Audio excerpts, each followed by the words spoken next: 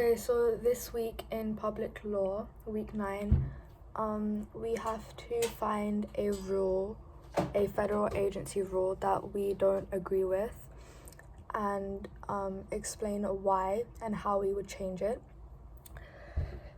So I'm going to talk about the public charge rule, and the agency is US Citizenship and Immigration Services.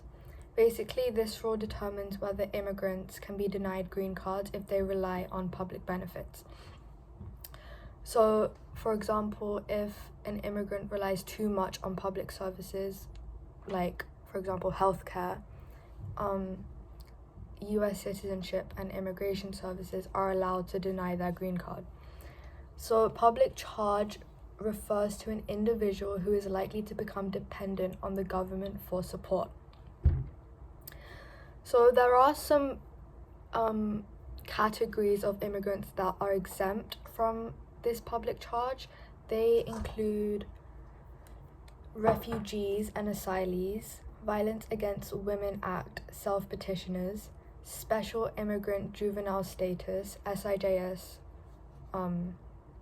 people under that status, U visa, which are crime victims, and T visa victims, which is human trafficking. Also, legal permanent residents renewing their green card or applying for naturalization are exempt, and then obviously naturalized US citizens.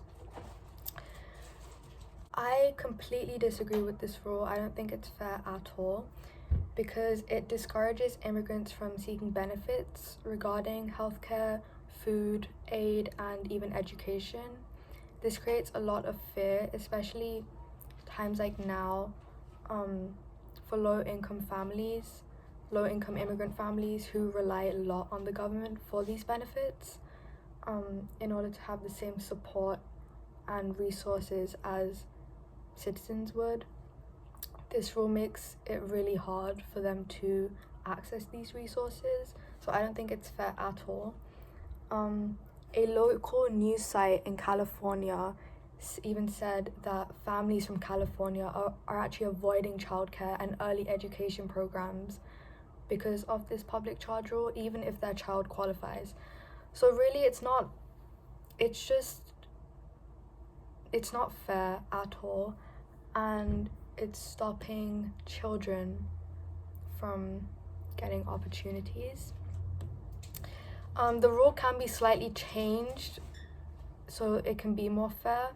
Healthcare benefits and basic needs such as education and food can be excluded from this. If this is done, it makes it a lot more ethical, I think. They can also focus more on whether the immigrants are relying on long-term support rather than short-term support, because majority of non-citizens will need support from the government, especially when it comes to education.